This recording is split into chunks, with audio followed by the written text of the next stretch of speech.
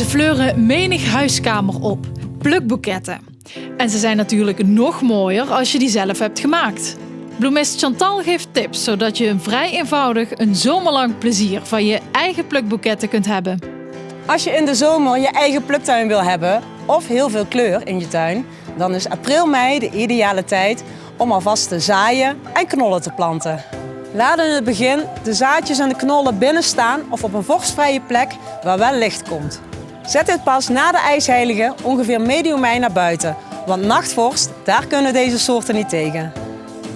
Maak een beetje met je vingers plaats in het potje, verdeel de zaadjes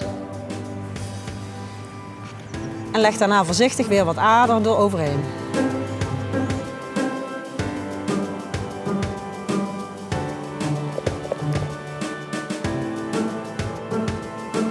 En om nu niet te vergeten welk soortje er in welk potje zit, steek je gewoon het kaartje erbij. Een heel geliefde bloem van de laatste tijd in plukboeketten is de dahlia.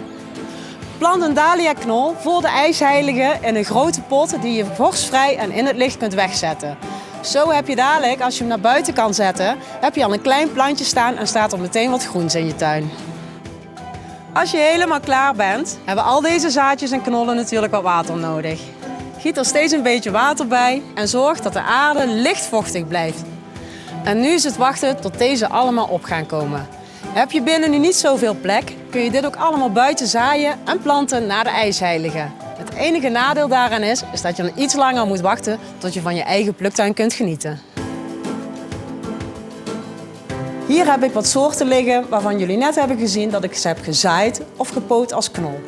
Een goede basis is altijd om te starten met groen. Daarna kun je de stelen er gemakkelijker inzetten.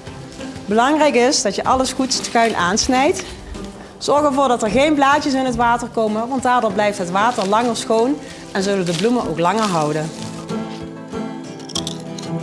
Doordat ik een goede groene basis heb gemaakt, kan ik de bloemen daartussen steken waar ik ze graag wil hebben.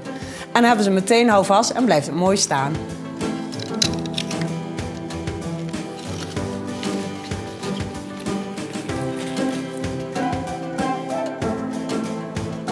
Ik heb nu van alle soorten één bloem erin zitten en ik ga nu kijken wat het nog meer aan kleur en fleur nodig heeft om er een mooi geheel van te maken.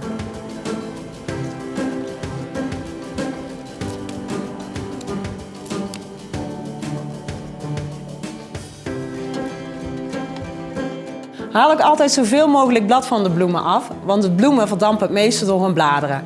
Als je de bloemen goed schoonmaakt, zul je langer plezier hebben van je bloemen. Dit geldt voor alle bloemen, dus ook voor de snijbloemen die je bij de bloemist koopt.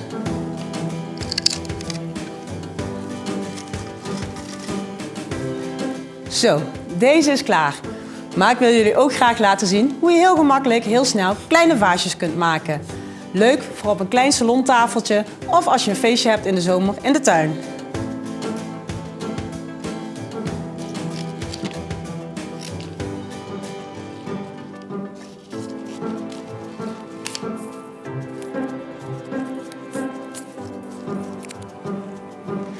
En zo heb je heel snel een leuke aankleding voor op je tafel.